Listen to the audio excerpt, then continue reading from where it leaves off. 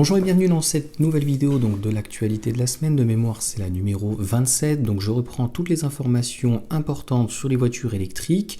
Et ça va être intéressant parce qu'il n'y aura pas d'incrustation. Je ne sais plus qui m'a mis, je ne sais plus si c'était Gabriel qui m'a mis.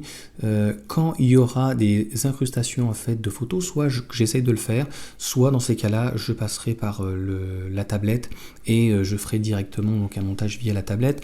Là, ça va être plutôt donc pour parler. Il n'y a pas, on va dire, de nouveautés. Si au niveau européen et certaines choses ça bouge, et notamment encore chez les Chinois, puisque la voiture électrique donc d'occasion, c'est encore une fois CATL donc qui annonce une batterie donc capable de durer 50 ans.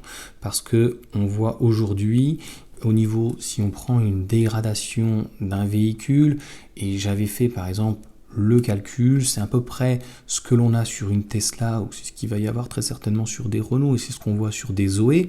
D'ailleurs, une Zoé qui a entre 6 déjà et 8 ans, qui arrive bientôt à 10 ans, parfois tombe sur le coup de la garantie, c'est-à-dire qu'il ne faut pas descendre en dessous d'une dégradation de 70%. D'ailleurs, les gens disent « Oui, mais tu as vu, ta batterie, elle est morte ». Non, très souvent, à moins qu'il y ait un problème dans le pack, et un problème souvent de soudure, de connexion ou quoi que ce soit, c'est plutôt un problème de dégradation. C'est-à-dire que la batterie, elle n'est pas morte, mais tu imagines qu'au tout départ, on t'a annoncé 200 km d'autonomie, sur une Zoé, on est plus proche dans le tour, mettons des 120, je suis gentil, et tu n'as plus que 70% de 120. Donc tu vas plus vite à recharger, c'est comme un téléphone portable, mais tu as moins d'autonomie. Donc tu vas te rapprocher peut-être des 70-80 km, et si tu as besoin de ces 120 km, ça devient compliqué. Donc il n'y a pas sur une batterie d'une voiture électrique, mais c'est pareil un petit peu parfois sur les téléphones, que la partie, on va dire, kilomètres qui compte, mais c'est aussi le nombre d'années. Je m'étais amusé à faire un calcul, je vais peut-être essayer de te le retrouver et te le montrer là. Il est certain que si on prend au bout de 50 ans et qu'on fait une dégradation de 2% à chaque fois, on va vite arriver à 40 ou 50% de restant de la batterie. Encore une fois, c'est 2% du restant. C'est pas 2 plus 2 plus 2 plus 2. Faut bien être concret.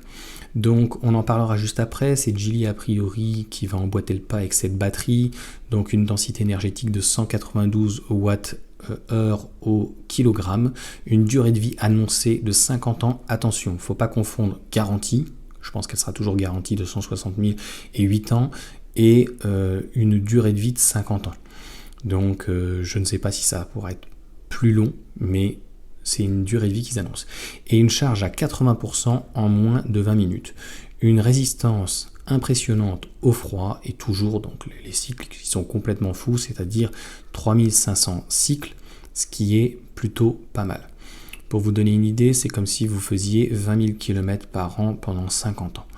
Bon, je pense qu'à un moment donné, le véhicule aura quand même pas mal vieilli. Tu vois, des véhicules qui commencent à avoir 20, 30, 40 ans. C'est pas compliqué. Un véhicule, logiquement, qui a plus de 30 ans, souvent il finit en voiture de collection, ça a toujours été le cas. Donc c'est vrai qu'on a plus un problème en France d'un parc extrêmement vieillissant, mais logiquement, des voitures devraient avoir 10, 20, 25 ans. C'est dans la logique, dans la suite des choses. Donc LFP versus NMC, pourquoi ce choix? Alors, on va revenir, parce que donc je voulais te parler de ça, c'était sur Francfroid, je ne sais jamais comment on le dit. Donc pour le coup, Automobile Propre, on a parlé avec Geely et de cette batterie. C'était intéressant sur Francfroid, mais pour le coup, Automobile Propre expliquait que la batterie était différente. C'est-à-dire que par rapport à une BYD qui reprend la même chose, puisque là ça va être aussi des lames, c'est 96 cm de long, de large. Et là, de long. Alors je sais pas comment ils la mettent, tu me diras la batterie, mais normalement c'est comme ça, en largeur du véhicule, et pas en profondeur si on peut dire. Donc en gros de long, enfin normalement voilà. Et là elle fait 58 cm, donc beaucoup plus petite.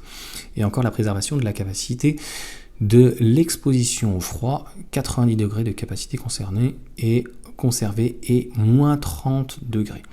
Donc voilà en tout cas pour cette batterie. C'est très bien qu'on en parle puisque Renault est en train de se rendre compte de son erreur très certainement sur les batteries NMC, et pour faire baisser le prix, alors il ne parle pas pour le moment de la Mégane avec notamment, il parle Automobile Propre et d'autres de LG, mais il y a quand même CATL qui est nommé pour proposer une citadine à un prix, on va dire, acceptable. Donc aujourd'hui, de toute manière, la moindre petite citadine, sauf chez Dacia, quand on prend chez Renault, c'est entre 20 et 25 000 euros. Donc si on était dans les mêmes termes, je pense que les gens ne se poseraient pas de questions ou de problèmes. Là aujourd'hui, c'est pas le cas. On sait que sur cette Renault, c'est une batterie NMC avec un plancher quand même assez haut, très très haut même. Donc finalement, une LFP ne serait pas une contrainte et une autonomie assez moyenne. Au-delà de ça, c'est pas fait pour l'autoroute, c'est pas fait pour aller voyager, puisqu'il n'y a même pas de toute façon de combo CCS. Donc voilà, te brancher sur un type 2 en 11 kW, tu fais le calcul, 40 kWh la batterie, et ça te donnera le temps. Donc c'est juste assez impressionnant. Donc il t'explique notamment que CATL fabrique d'ailleurs en Europe, ils sont en Hongrie, et LG est en Pologne. Donc les contrats courent jusqu'en 2030. Alors je ne sais pas pour LG parce que LG normalement fait plutôt que du NMC. Bon, il te parle de Cell to Pack. On est quand même sur des poches. Ce qui a un gros avantage, c'est par rapport au recyclage et par rapport aussi au fait que ça soit a priori plus facile à réparer, même pour d'autres sociétés que Renault, qui peut se faire ou quoi que ce soit, mais je ne suis pas sûr que Renault se prenne la tête, par exemple. Mais concrètement, c'est là où ça s'arrête, les gros avantages. Donc voilà, il réexplique le prix, donc d'arriver plus à 20 000 euros, surtout avec les aides de l'État, ou alors dans ces cas-là, réduire les aides de l'État. En parlant donc de Renault Mégane électrique, donc promo à 25 500, alors c'est vraiment pour la moins chère. Concrètement, ils font des rabais aux alentours, ou souvent de 4 500 euros, donc c'est plutôt pas mal. Donc peut-être que le restyling arrive, Donc on est au bout des 3-4 ans, donc c'est voilà. Automobile Propre a vu de belles affaires dans le stock des Mégane électriques neuves, avec souvent un rabais de 4 500 euros. Donc pourtant parce que concrètement elle s'est plutôt bien vendue, donc il proposerait, pour donner un ordre d'idée, quelqu'un qui prend une techno qui attend 38 000 euros, si tu as un rabais de 4 000 euros, ça te fait donc 34 000, et en plus si tu as 7 000 euros en plus, ça te sortirait donc une compacte à 27 000 euros, ce qui serait plutôt clairement pas mal. On va finir donc avec l'Europe, et donc l'interdiction de vente des voitures électriques thermiques en Europe bientôt modifiée. Bon, encore une fois, on ne va pas rentrer dans la politique, puisque tout ça c'est un jeu de politique, et on est en train, nous, la population, de nous trimballer. On savait que de toute façon 2035 ça allait être compliqué pour les constructeurs. Le tout électrique peut-être n'est pas non plus en totalité faisable, et puis c'est surtout qu'avoir un mixte comme pour l'électricité, donc le nucléaire, d'avoir du photovoltaïque, de l'éolienne et de l'hydraulique, etc., enfin, c'est plutôt les choses les plus vertueuses que centrale à charbon ou au gaz ou autre. Donc a priori il y aurait des modifications, donc affaire à suivre. Et d'ailleurs il posait la question à la fin, donc je vois sur Automobile Propre que j'ai sélectionné: voiture électrique, l'Europe va-t-elle trop vite? J'ai même plutôt à dire, est-elle allée trop vite? Oui, la réponse est oui. La Chine, non. Mais à partir du moment où je l'ai déjà expliqué, qu'on n'a pas de mine, qu'on n'avait pas développé assez bien les batteries, les moteurs, et qu'on n'avait vraiment pas une vision claire et qu'on ne fait pas de réels véhicules électriques, eh bien c'est sûr que c'est compliqué. Donc étant donné qu'aujourd'hui on a tendance un petit peu à subir la mondialisation, donc l'Europe, on voit bien, est en train de faire du protectionnisme, notamment avec des frais de douane, et ça donne finalement une mauvaise image à la voiture électrique en disant, vous regardez, c'est trop cher, ça passe pas, alors que finalement, on va dire, la stagnation et au niveau du déplacement individuel et des voitures d'une manière globale, on est plutôt stable, voire à la baisse, sachant qu'il y avait déjà eu 2-3 baisses après 2008, après il y a eu pendant le Covid, etc. Donc je crois qu'au niveau des ventes, au niveau des volumes, on n'a jamais réussi à revenir aux ventes d'avant. Donc le marché se porte moyen, il se porte bien si on peut dire, parce que malgré que les volumes sont soit amoindri, les marges sont plus confortables, tu as bien vu, c'est pour ça qu'on arrive avec des prix complètement délirants. J'ai vu par exemple, Vlog Passion, et j'adore ces vidéos, mais c'est délirant. Une classe E à 88 000 euros pour un 4 cylindres CDI, enfin maintenant rediesel D, c'est... Il y a 10-15 ans, c'était pas si loin, c'était pas à l'époque du franc, dans les années 70, on peut pas trop toujours comparer avec une autre monnaie, tu vois. Là, c'est à mon sens, voilà, il y a 10-15 ans, on était sur le même type, on va dire, de salaire, hein, à quelque chose près. Une classe E, notamment en 4 cylindres, même pas en 6 cylindres, c'était aux alentours des 40, 50, 55 000, 60 000 grand maximum. Donc c'est, je pense, un tout, et qu'il est certain, c'est que la voiture globale n'arrête pas d'augmenter au niveau du tarif, et que les salaires derrière, malheureusement, ne suivent pas. Hein. C'est, je pense, compliqué. Voilà pour cette vidéo, donc court, d'actualité, tu vois, il n'y a pas grand chose à dire. Donc si ça t'a intéressé, n'hésite pas à t'abonner si tu ne l'es pas. Et si donc tu as des questions, n'hésite pas à les mettre dans les commentaires. Ça suit son cours, tu vois.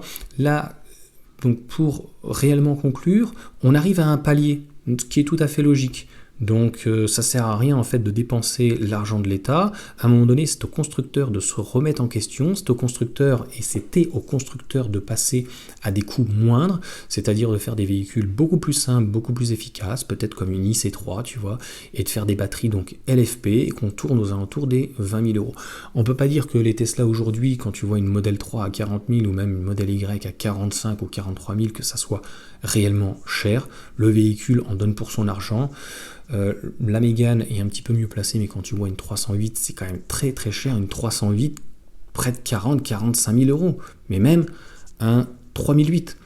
Donc ce n'est pas soutenable pour le particulier. Je parle bien de moi, mon avis et de nous. Je ne parle pas des sociétés où les volumes sont gonflés essentiellement par les sociétés. Donc soit les sociétés de BTP, tu vois, donc ça peut être pour les déplacements, soit aussi les personnes donc, qui sont cadres et qui ont des véhicules de fonction, tu vois. Donc tout ça fait que le marché de l'électrique et le marché global, mais aussi de l'électrique, est un peu biaisé au niveau du particulier, et on se rend compte que il y a des personnes qui n'arrivent plus à suivre, que je peux comprendre que ça soit compliqué. Mais ça, là-dessus, j'avais déjà fait des vidéos, et comment réussir à gérer un budget, à savoir comment on peut faire, et on peut pas dire qu'aujourd'hui, une Tesla, mais même par exemple une MG4, c'est entre 20 et 30 000 euros à 25 000, tu as une standard, une compacte, neuve quand même, garantie de mémoire 7 ans, Tesla 8 ans, on ne peut pas dire que ça soit des prix complètement délirants quand tu vois notamment une classe E très bien optionnée qui est à 80-90 000 euros. Enfin voilà, pour cette petite conclusion, je vous souhaite, pour ceux qui regarderont la vidéo en premier dimanche matin à 7 h, donc toutes les semaines je mets ce type de vidéo, donc l'actu de la semaine, le dimanche matin à 7 h, donc bon week-end, bon dimanche, bonnes vacances pour ceux qui vont en vacances, et puis je referai donc une vidéo dimanche prochain pendant les vacances sur l'actu de la semaine. S'il y a moins de choses, il y a moins de choses, et s'il y a des incrustations, eh bien je le ferai, tu vois, sur la tablette directement, il n'y a pas forcément besoin de voir ma tête. Là concrètement, il n'y avait pas d'illustration, on était sur, on va dire concrètement, de la chimie pure, et normalement, tout est favorable pour que ça baisse, je l'ai déjà dit, puisque les batteries, les densités augmentent et les prix baissent. Donc on voit bien que c'est comme malheureusement le pétrole qui est fortement aussi taxé, et que de l'autre côté, par l'État, hein, parce qu'au final derrière c'est aussi détaxé, mais concrètement on voit pas en tout cas la chose derrière donc se transformer.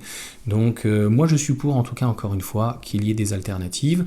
Il y a l'éthanol aussi qui est très bien, j'en ai discuté je crois cette semaine avec un ami, et qu'il y a encore des gens qui pensent que l'éthanol, non c'est pas bien de gâcher de la nourriture. Non, mais c'est des denrées en fait qui seraient perdues, hein, faut bien comprendre, et c'est pas que fait avec de la betterave. Enfin, il y aurait tellement encore à dire là-dessus. Je pense que dans l'actualité de la semaine, je fais de la pédagogie. Et clairement, on ne peut pas mieux faire. Il y a des aides, tu vois bien, regarde une Mégane, avec des aides et avec des aides à la reprise, etc. C'est pas si délirant que ça. Voilà, on peut moi je fais des reproches à la Mégane en tant que telle de ce qu'elle est, la garantie de 2 ans qui est un peu légère sur les moteurs, etc. Mais clairement, avec voilà, une petite remise, les aides qu'on peut encore profiter.